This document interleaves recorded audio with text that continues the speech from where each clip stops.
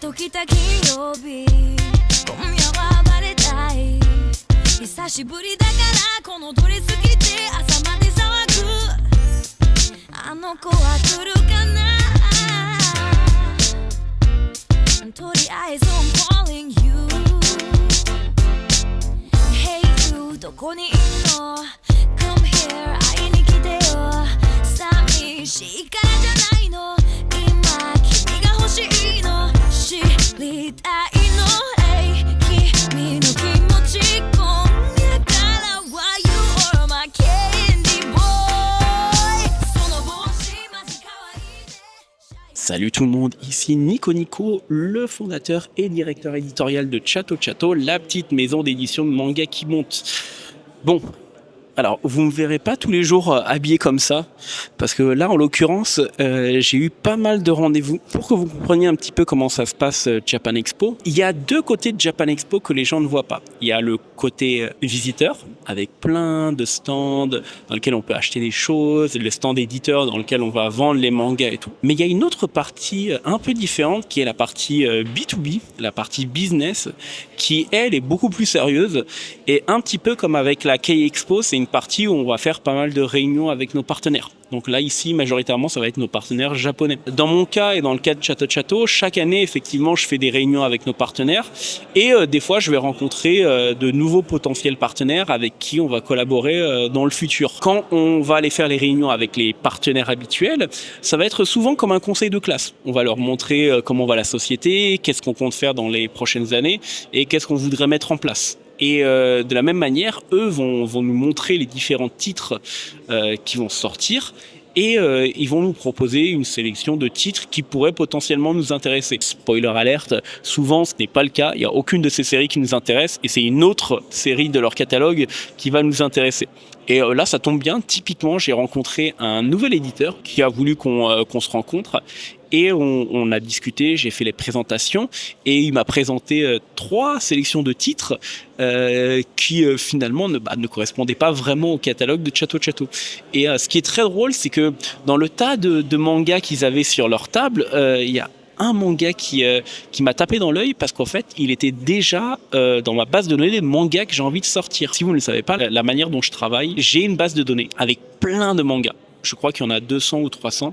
Et en fait, c'est des mangas que j'aimerais éditer aujourd'hui ou que j'aimerais éditer dans le futur. Et ça vient de plein d'éditeurs différents, à la fois des éditeurs avec qui on travaille, mais également des éditeurs avec qui on n'a pas encore travaillé. Et aujourd'hui, du coup, j'ai eu une des réunions avec un éditeur que je ne connaissais pas. Et il s'avère que l'un de ces titres était dans ma base de données. Donc j'ai été très content de voir ça. Et lui-même, il a été très surpris de savoir qu'il y avait un de leurs titres qui était déjà justement dans les mangas que j'aimerais publier dans le futur. Du coup, de belles choses en perspective vont arriver. Pour vous expliquer un petit peu comment ça fonctionne, les réunions, c'est souvent dans un espace un peu à côté des halls, là où Japan Expo se déroule. Il y a 2 choses qui sont hyper intéressantes. Déjà, la première, c'est que c'est des salles climatisées, donc on va pas crever de chaud comme c'est le cas dans les halls de Japan Expo. La deuxième des choses, c'est que vraiment, c'est des open space, avec des fois des petits box un peu séparés pour pouvoir avoir nos rendez-vous. Et dans les open space, c'est vraiment multiplication de réunions à la chaîne. On est comme du bétail et on va les uns après les autres. Et même les éditeurs japonais, c'est pareil, ils s'enchaînent toute la journée. Il y a les gens qui viennent pour s'amuser à Japan Expo. Nous, sur Japan Expo, il y a des journées où ça va s'enchaîner non-stop, habillés en costume, en train de crever de chaud comme pas possible. Et il faut tenir toute la journée à la fois les rendez-vous, la planification de ceci, refaire le même speech constamment parce que quand on rencontre de nouveaux éditeurs, il faut leur expliquer qui on est et tout. Du coup, à la fin de la journée, on est complètement KO. Là, effectivement, je suis complètement lessivé. Tous les rendez-vous se sont bien passés. Mais ce qui est bien avec Japan Expo également, c'est le fait que dans cette zone B2B, il y a aussi pas mal de rencontres qui se font. Des nouvelles personnes qu'on va rencontrer au hasard d'un couloir et avec qui on va parler un petit peu. Et on va pouvoir nouer des liens avec. Et des fois même, grâce au listing B2B qui est fourni par Japan Expo, des sociétés japonaises peuvent venir nous voir pour pouvoir discuter. Et là, cette année, ça a été le cas puisque des producteurs d'animés ont voulu nous rencontrer et sont tombés amoureux de Chatto-chan, qui est la mascotte de Chatto Chatto. J'espère que mon niveau de français ne vous dérange pas, même si normalement j'ai programmé mon boîtier de communication pour que... El level de francés sea. Be as precise and qualitative as possible. What the fuck? ये क्या पागलपन है? A few moments later. Mais tu vas fonctionner, oui. One eternity later. ではそろそろ自己紹介をさせていただきます。皆さんこんにちは。新編集長代理のチャットです。チャットちゃんって呼んでくださいね。よろしくお願いします。Et qui va avoir son univers étendu dans les prochaines années, mais je ne vous dis rien. Donc dans tout le cas, ça fait plaisir de voir qu'on peut rencontrer de nouvelles personnes, des fois des personnes qu'on n'imagine même pas être présents ici en France, et pouvoir discuter avec eux des potentiels partenariats qu'on peut mettre en place et de tout ce qu'on va faire. Ça c'est très bien. Et une autre petite anecdote géniale de cette année, c'est à un moment donné, quand j'étais dans cet espace B2B, une personne m'accapare en m'appelant par mon prénom. Et comme j'ai une très mauvaise mémoire, j'arrive pas forcément à retenir le visage des gens. Donc dans mon esprit, j'étais vraiment là à me dire qui est-ce essaie de te souvenir. Et la personne me dit bah non, mais en fait, je te connais pas. Mais par contre, je suis abonné à ta chaîne YouTube. Alors déjà, première surprise qu'une personne connaisse une chaîne YouTube aussi petite. Et deuxième surprise, c'est que ce soit une personne du métier. Et là où c'est le plus intéressant, c'est que cette personne-là est d'origine française, mais c'est un éditeur de manga en Ukraine. Et à partir de là, on a commencé à discuter et on a commencé à parler du métier. Et c'est ça qui est passionnant également à Japan Expo, c'est quand tu peux discuter de ton métier de manière passionnelle avec tes confrères. Vous allez parler de la situation actuelle, qu'est-ce qui va se passer, vous pouvez même vous donner des conseils. Donc c'est un moment vraiment unique dans l'année où tout le monde se rencontre. Tout le monde discute, des liens se nouent. Clairement, pour moi, c'est la chose que j'attends le plus dans l'année parce que c'est vrai que je parle pas trop avec mes confrères, sauf avec qui je suis vraiment ami et proche dans la vie de tous les jours. Et du coup, ça fait plaisir de les voir à cette occasion et de pouvoir discuter un petit peu avec eux. Voilà, mais ça reste éreintant. Et dites-vous que sur 4 jours de Japan Expo, des fois, on peut passer 3 jours à faire des réunions. Soit sur une journée entière comme aujourd'hui, soit d'autres jours où on aura une réunion dans la journée. Mais malgré tout, ça fait qu'on peut jamais profiter pleinement de l'événement en tant que visiteur. Et c'est l'une des raisons pour lesquelles justement j'ai pris la décision de faire Japan Expo qu'une année sur 2, afin de pouvoir me laisser respirer un petit peu et d'accorder plus de temps au rendez-vous et à la découverte de nouvelles entreprises. Donc cette année, je suis très content, même si je suis désolé pour les personnes qui voulaient venir nous voir à Japan Expo. Pour moi, je suis content de pouvoir me dire que j'ai eu le temps d'accorder, j'ai eu plus de temps à accorder à de nouveaux partenaires et j'ai pu également me reposer et profiter un peu plus de l'événement. Mais promis, on revient l'année prochaine et croyez-moi, on va essayer d'apporter quelque chose de très original. Maintenant que mes réunions sont terminées, je peux enfin profiter de l'événement et aller voir des amis et même aller rendre visite à plein de gens que je n'ai pas vus depuis 1 an. Et c'est comme je dis, c'est ça la magie de Japan Expo. On peut discuter avec des confrères, mais également voir des amis et des artistes qu'on n'a pas vus depuis très longtemps.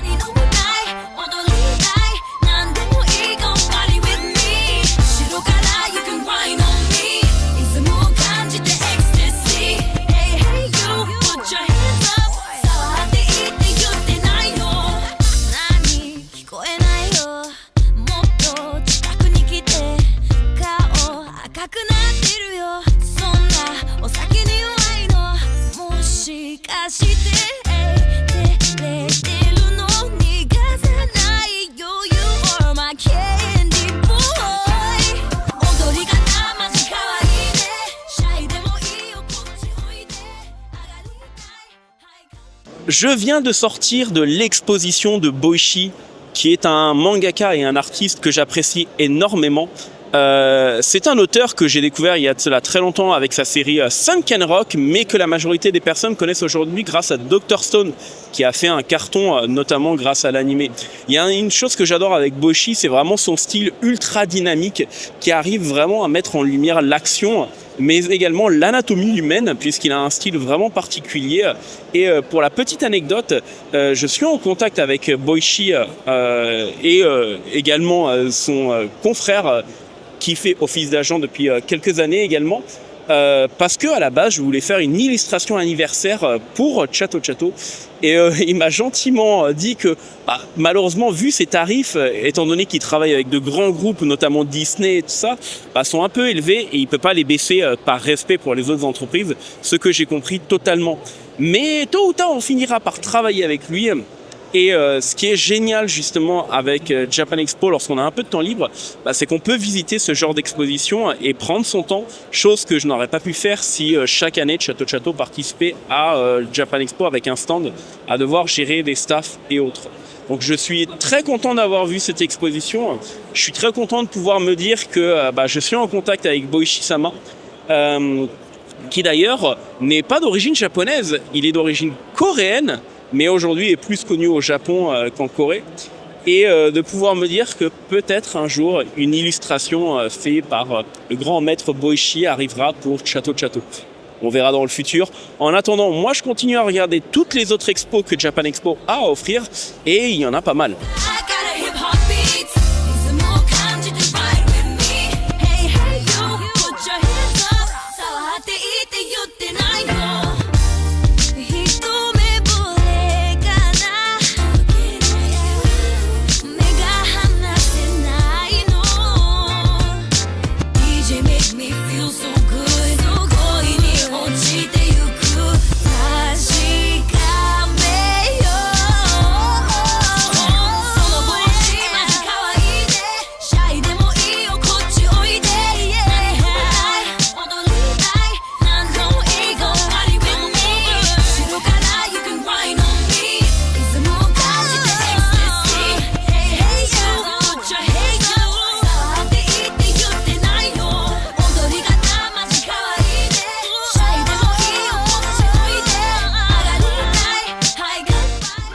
Bon, parlons un petit peu de ma Japan Expo et l'expérience que j'en ai eue en tant que visiteur. Et je vous avoue que ça m'a fait énormément de bien parce que l'année dernière, Chateau Chateau avait forcément un stand et entre devoir gérer les staffs, faire les réunions et gérer tous les aléas, finalement, on n'a pas énormément de temps pour pouvoir en profiter. Donc cette année, c'était vraiment une année où j'ai pu redécouvrir l'événement en tant que visiteur, même s'il y a eu pas mal de réunions et même si finalement il y a eu pas mal de boulot et ça épuise mine de rien mentalement un éditeur parce que une fois qu'on sort des réunions, mine de rien on est lessivé et on n'a pas forcément l'envie de profiter. Mais quand on a du temps libre, c'est toujours agréable de pouvoir se promener dans les allées et surtout voir la diversité que propose cet événement. C'est une relation très spéciale Japan Expo, que ce soit avec ses visiteurs ou même que ce soit avec les éditeurs ou toutes les autres personnes qui y participent.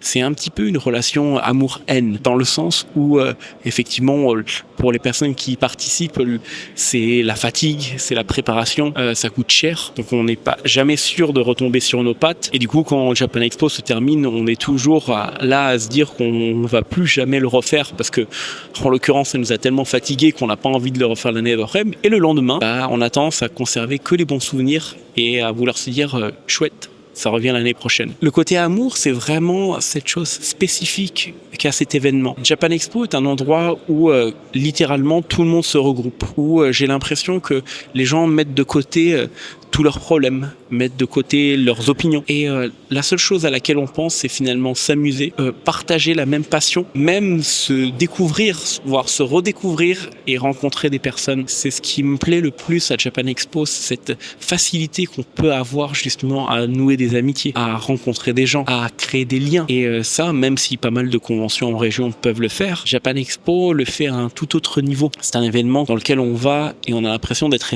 émerveillé constamment, que ce soit par les stands d'éditeurs, que ce soit par les stands de professionnels de l'industrie qui sont de plus en plus nombreux chaque année à venir. Là, j'ai été surpris de voir à chaque fois de nouvelles entreprises et de grandes entreprises arriver. C'était le cas il y a quelques années avec Bandai. De même, on a des stands des fois même un peu plus atypiques comme Tenga, qui est une marque japonaise dont je ne dirai pas exactement ce qu'ils font, mais qui viennent maintenant d'année en année à Japan Expo.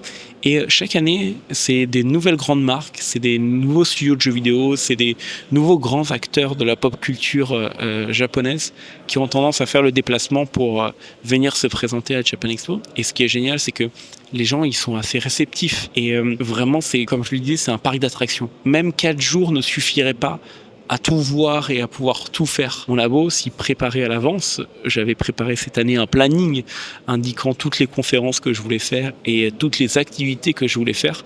Et finalement, je me retrouve à en avoir skippé peut-être 3/4 parce que je finissais par traîner sur les stands d'amis qu'on n'a pas vus depuis un an. Des fois, on va découvrir des artistes talentueux qui vont finir par devenir des amis. Et du coup, Japan Expo sera l'occasion de venir les voir. C'est une convention très spéciale à mon cœur, car j'ai commencé la première Japan Expo en 2002. Et aujourd'hui, c'est bizarre de me dire que l'événement a grandi autant, de voir autant de monde, et surtout de me dire que peut-être on en est à la deuxième, voire troisième génération qui découvre l'événement à son tour, et les générations comme la mienne et celle d'avant continuent à venir pour pouvoir profiter de l'événement et pour pouvoir découvrir plein de choses. Autre chose qui s'est passé avant cette Japan Expo, et c'est quelque chose qui est assez fou, et là maintenant je peux vous en parler un peu plus, car le mois dernier je vous en avais parlé, mais il s'avère qu'une semaine avant le début de Japan Expo, notre distributeur-diffuseur historique Makassar a malheureusement annoncé qu'ils étaient en très grande difficulté financière, et cela a posé énormément de problèmes,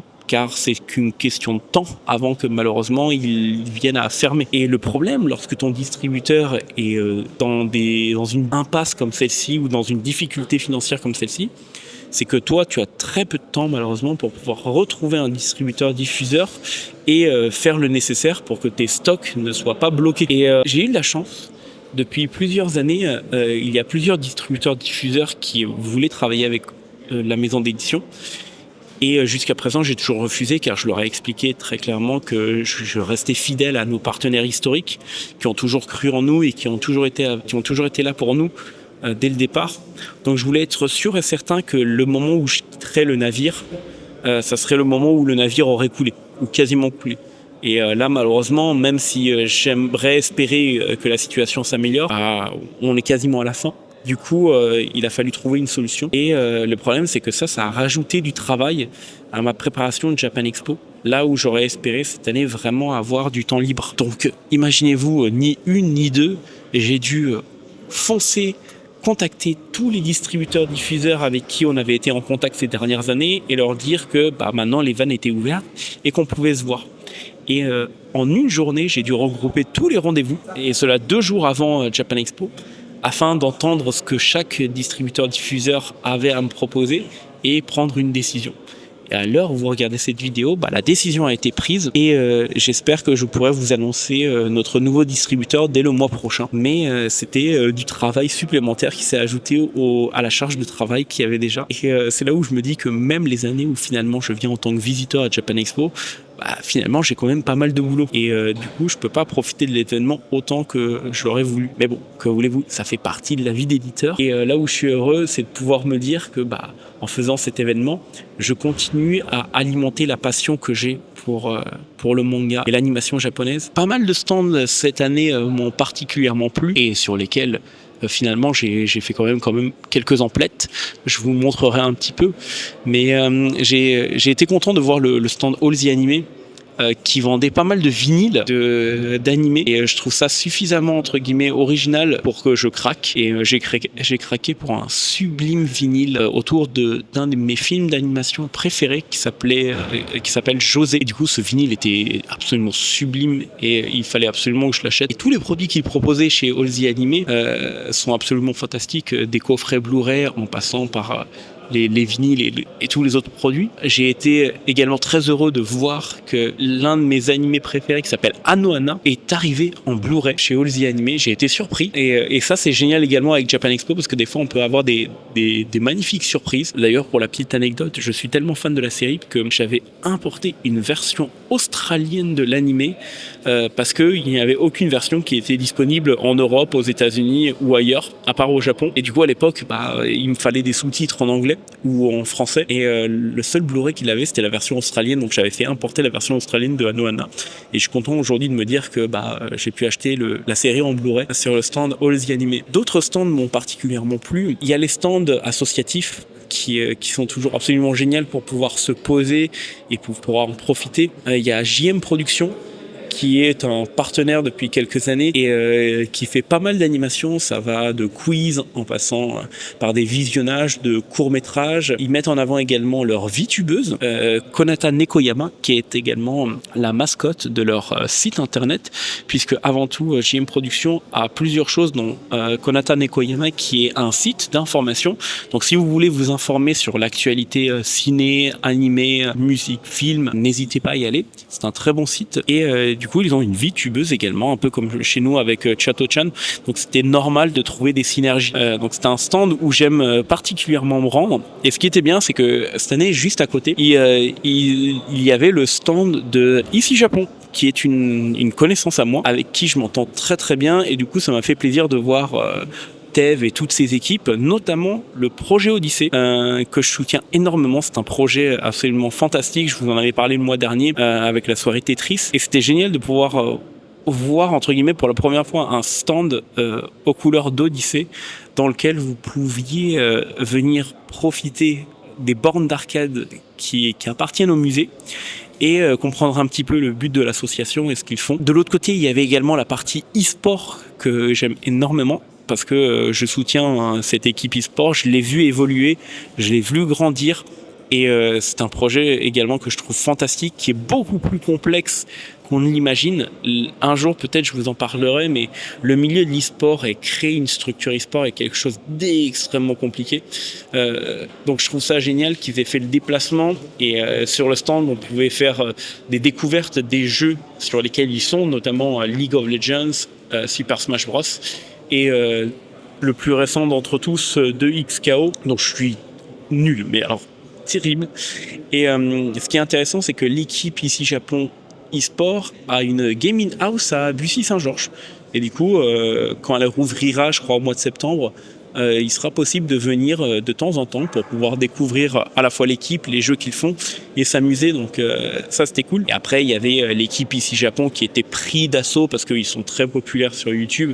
Donc forcément, les gens ont envie de les voir. Donc ça m'a fait extrêmement plaisir de partager des moments avec eux, de les voir en France, parce que c'est pas tous les jours que je peux les voir en France. Et je me suis permis d'offrir un petit cadeau à l'un de leurs membres, car je sais qu'il est fan, tout comme moi, de Bakemonogatari et surtout de ses illustrateurs, que ce soit vos fans. Donc c'est cool d'avoir des personnes qui ont les mêmes centres d'intérêt, les mêmes passions. Troisième stand où j'ai adoré passer un peu de temps, c'était Animaniac, qui est également une association qui est dédiée spécifiquement à l'animation et au manga. Et alors Animaniac, ce que j'aime bien avec eux, c'est que là où JM Productions, ça va être quand même assez grand public, Animaniac, vraiment, si vous avez de la culture animée, n'hésitez pas à aller sur leur stand à chaque événement qu'ils font, car leur culture animée est juste incroyable. Et vous risquez éventuellement de vous arracher les cheveux avec leur blind test, parce que des fois, clairement, quand je vous dis qu'ils sont allés chercher loin, ils sont allés chercher très très loin. Mais c'est une équipe fantastique avec des gens adorables, et je sais que voilà, c'est un endroit hyper cool où tout le monde se place, et ça a été drôle parce que pendant les 4 jours il y a eu des créateurs de contenu qui sont venus, qui se sont posés pour pouvoir profiter des blind tests ou du karaoké, et on a même des chanteurs japonais très connus, dont je tairai le nom, qui sont venus sur le stand pour pouvoir faire un petit peu de karaoké. Autres stands qui m'ont particulièrement plu cette année, c'est tous les stands touristiques qui sont présents depuis des années, mais que vraiment cette année, en tant que visiteur, j'ai pu découvrir de manière beaucoup plus calme, beaucoup plus posée. J'étais pas dans le rush, je ne courais pas. Je sais que grâce à l'une de mes traductrices, Rilou, j'ai pu découvrir la préfecture de Tottori, et je vais pas le cacher que j'en suis tombé éperdument amoureux. À la fois par tous les paysages qu'ils proposent, à la fois pour leur gastronomie. Il était possible de venir tester sur le stand de Tottori un ramen régional qui était absolument sublime. Que ce soit le bouillon, je veux dire en termes de proposition de saveur, c'était quelque chose qui était extrêmement goûtu, mais qui était à la fois léger. Et ça n'a fait, entre guillemets, qu'augmenter l'attachement que j'ai à la préfecture de Tottori. Mais il est vrai que la région a énormément de choses intéressantes à proposer et j'ai eu la chance de pouvoir rencontrer effectivement certains responsables de la préfecture et j'ai des petites idées que j'aimerais mettre en place avec certaines des préfectures au Japon, que ce soit celle de Tottori, celle d'Hiroshima ou d'autres régions. J'aimerais voir s'il serait possible de mettre en place plus de synergie entre Chato et une préfecture au Japon ou une région au Japon. Et du coup, cela se fera peut-être dans les prochaines années. On va voir. De toute façon, je vous en parlerai le moment venu. Mais grâce à Japan Expo, effectivement, il est possible d'avoir des idées et de créer des synergies pour l'avenir. Donc rien que pour ça, j'adore cet événement et tout ce que cela peut créer. Il y a un stand également qui m'a particulièrement plu, c'est le stand de Kanimi, qui est une association dont certainement vous pouvez connaître car ils mettent en place des awards autour de l'animation et autour du manga. Et c'est une action que j'aime beaucoup parce qu'ils mettent en place des projets qui ont un sens. Ils ont mis dernièrement en place un projet qui a pour but de récolter des mangas afin de pouvoir ensuite les proposer soit dans des hôpitaux, soit dans des établissements spécifiques. Et je trouve que leur initiative est absolument incroyable et je suis très content de les avoir vus cette année à Japan Expo, enfin pour la première fois, et d'avoir pu discuter tranquillement, que ce soit avec leurs fondateurs ou avec toutes les équipes. Franchement, vous faites un travail incroyable. Continuez comme ça et Chato essaiera de vous soutenir du mieux qu'il peut. Du coup, non, clairement, il n'y a que à Japan Expo où on peut avoir cette ambiance si spéciale où les gens se regroupent, où même les mangaka, les chara-designers, les illustrateurs vont être dans l'euphorie et vont être heureux de rencontrer à la fois leurs lecteurs, mais également d'autres personnes du milieu. Il y a des connexions qui se font. C'est tellement agréable, tellement spécial. Ça recharge les batteries tout autant que ça épuise. Parce que dans la journée, tu vas marcher quasiment 20 000 pas, tu vas brûler plus de 1000 calories, mais à chaque fois qu'il y a une nouvelle chose, tu vas te dire « Ah oui, je dois aller sur ce stand-là, je dois aller sur ce stand-là ». Et au final, tu passes un excellent moment. Et la seule chose que tu retiens à la fin, c'est tous les souvenirs magnifiques que tu as faits, les amis que tu as revus, les nouvelles connaissances que tu as faites, les achats que tu as faits, parce que mine de rien, on va pas se le cacher, quand on vient à Japan Expo, c'est également pour consommer et l'argent a tendance à partir très très vite. Donc ça fait partie aussi du charme de Japan Expo de venir et de pouvoir se dire que on pourra se faire plaisir un petit peu sur des choses dont des fois on a besoin, des fois on n'a pas besoin, mais c'est pas grave parce qu'on est dans l'ambiance. Et j'ai découvert des choses absolument incroyables, même en termes de goodies. Il y a beaucoup de personnes qui critiquent en disant bah oui, mais au Japon c'est moins cher. Alors il y a tout d'abord le fait que beaucoup de personnes ne peuvent pas aller au Japon. Donc pour eux c'est un excellent moyen justement de pouvoir profiter de produits japonais, que ce soit de l'artisanat. Dans l'espace artisanat, il y a des choses absolument sublimes créées par des artisans qualifiés qui sont venus tout droit du Japon. Si on va du côté des stands un peu plus commerciaux, on aura des fois des produits qu'on ne voit nulle part ailleurs. Très clairement, cette année j'ai découvert des goodies sous licence officielle, mais par des fabricants chinois cette fois-ci, et non pas japonais. Et le niveau de qualité de leurs produits est absolument incroyable. Moi qui suis fan par exemple de Dandadan, j'ai pu trouver effectivement une figurine de Mémé Turbo que je recherche depuis très très longtemps. Et là où les figurines japonaises sont relativement petites et de très bonne qualité, là j'ai réussi à trouver une figurine de très haute qualité et gigantesque pour un prix vraiment correct.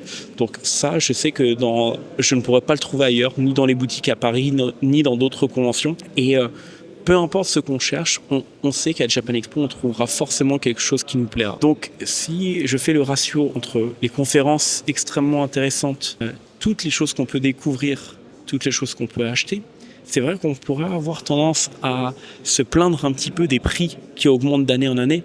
Mais il faut comprendre que d'un côté, ce n'est pas uniquement les organisateurs de Japan Expo qui augmentent les prix, mais bien les détenteurs des murs de Villepinte qui augmentent leurs tarifs de location chaque année parce qu'ils savent que c'est l'un des plus gros événements de France et que du coup les organisateurs n'auront pas le choix.